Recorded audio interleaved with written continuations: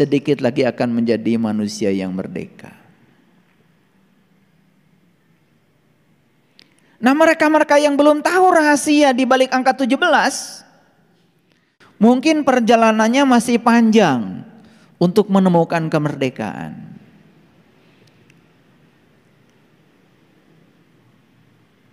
Lalu mengapa sholat itu 17 rakaat? Apa kaitannya dengan 17 Agustus? Coba, 17 bulan 8 1945. Itu angka yang sangat luar biasa.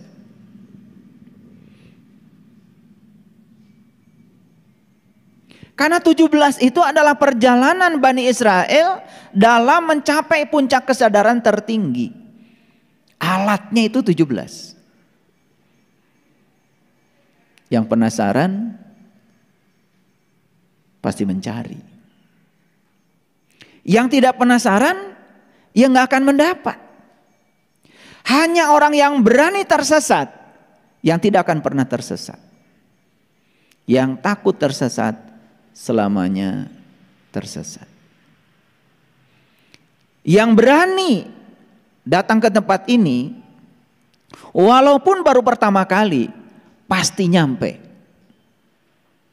Bisa tanya Google Maps, bisa tanya orang-orang, asal mau bertanya, pasti ada jawaban. Karena hukum alamnya sederhana, siapa yang mengalirkan pertanyaan, maka kepadanya akan dialirkan jawaban.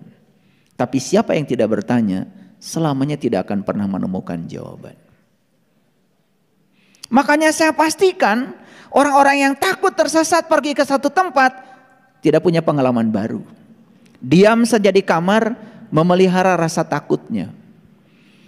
Dan selamanya tidak akan pernah berubah pengetahuannya. Hanya mengulang-ulang yang dia tahu. Kalau orang yang semacam Saiti Herbal, teh daun kelor dan teh 4-in-1, solusi sehatnya. Ini dikasih pilihan. Kalau ada dua pilihan, satu yang kamu ketahui, satu yang tidak kamu ketahui, pilih mana? Orang model kayak gini pasti akan pilih yang dia tahu. Tapi para pemberani akan memilih yang belum dia tahu.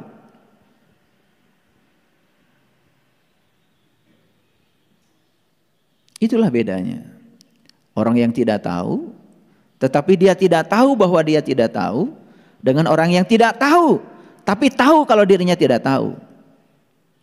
Maka kelompok yang kedua ini pasti akan menjadi orang yang tahu. Dan dia tahu bahwa dia itu tahu.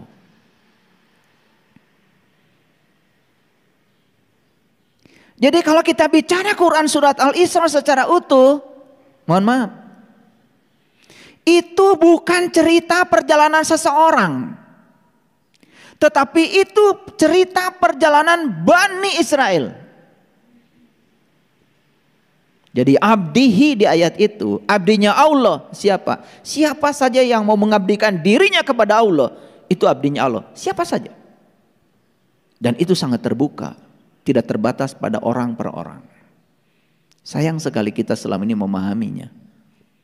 Hanya itu saja. Karena kita membaca cuma satu ayat saja, ayat pertama. Dan ternyata kurun waktu ayat pertama itu turun, yang namanya Masjidil Haram belum ada, yang namanya Masjidil Aqsa belum ada, diadakan setelah ayat itu ada. Ini soal sejarah. Jadi mana Masjidil Haram yang sebenarnya? Itu rahim ibu kita. Mana Masjidil Aqsa yang sebenarnya? Akhir perjalanan kita. Semua manusia berjalan minal Masjidil Haram ilal Masjidil Aqsa. Dan itu perjalanan yang diberkahi. Kalau tahu ilmunya, tahu caranya. Kalau tahu. Maka siapapun yang sudah mencapai Allah, siapapun yang sudah sampai kepada kesadaran tertingginya, saya yakin orang itu pasti merdeka. Dan siapapun yang belum mencapai itu, dia akan diperbudak oleh dirinya sendiri. Oleh karena itu, pada kesempatan yang penuh berkah ini, saya akan berbicara tentang merdeka, bebas dari segala perbudakan. Akhir dari kuliah ini kita akan bisa memiliki satu ukuran yang jelas. Apakah saya sudah merdeka atau belum? Itu yang mau kita bangun. Akhir kuliah ini nanti para sahabat bisa mengukur apakah Anda sudah merdeka atau belum. Oleh karena itu sebelum kita bahas ini, saya menyampaikan dulu salam kebangsaan. Merdeka! Merdeka! Yes. Itulah salam yang universal. Tapi salam itu dianggap remeh karena kita menganggap salam yang lebih tinggi adalah bahasa tertentu. Padahal itu adalah salamnya bangsa Indonesia. Salam kebangsaan bangsa kita. Asli kata merdeka itu digali dari bumi pertiwi. Baik para sahabat, apa sesungguhnya merdeka itu? Saya mengatakan orang yang merdeka adalah mereka yang sudah bebas dari segala perbudakan. Mari kita balik dulu lihat sejarah ke belakang. Bagaimana leluhur kita, bagaimana para pahlawan kemerdekaan kita merebut kemerdekaan di zamannya. Saya lahir tahun 67. Saya tidak berhak untuk berbicara itu karena saya tidak mengalami langsung. Tetapi sekedar penghormatan kita bisa membayangkan bagaimana perjuangan mereka di saat itu. Pengorbanan mereka adalah dua. Satu keringat, dua darah.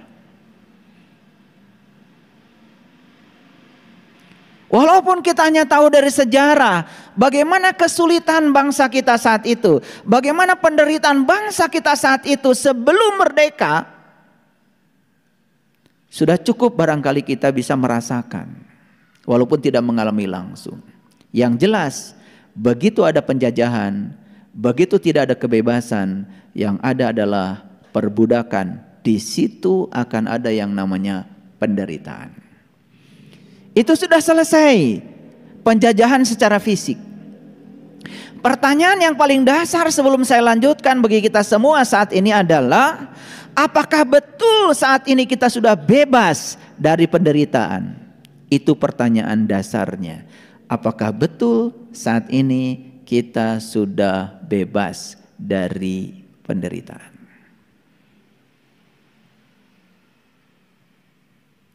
Dulu bangsa Indonesia mengatakan bahwa sumber penderitaan mereka adalah bangsa yang menjajah.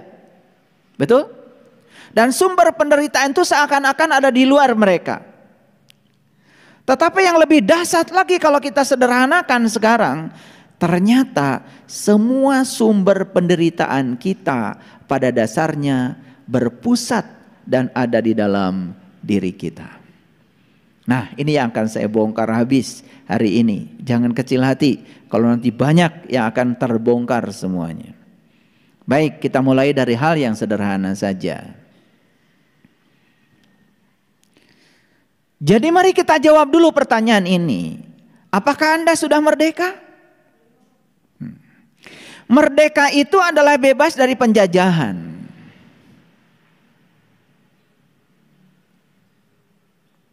Ada yang menjajah, ada yang dijajah. Berarti ada yang menguasai, ada yang dikuasai. Saya mau tanya sekarang, siapa penguasa Anda? Jujur, siapa penguasa Anda? Pikiran Anda, keinginan Anda. Itu penguasa Anda saat ini. Siapa yang dikuasai? Ya Anda sendiri. Ternyata yang dikuasai ada di sini, yang menguasai juga ada di sini.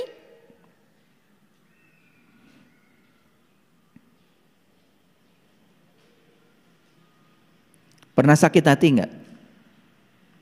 Sering kan? Kenapa sakit hati?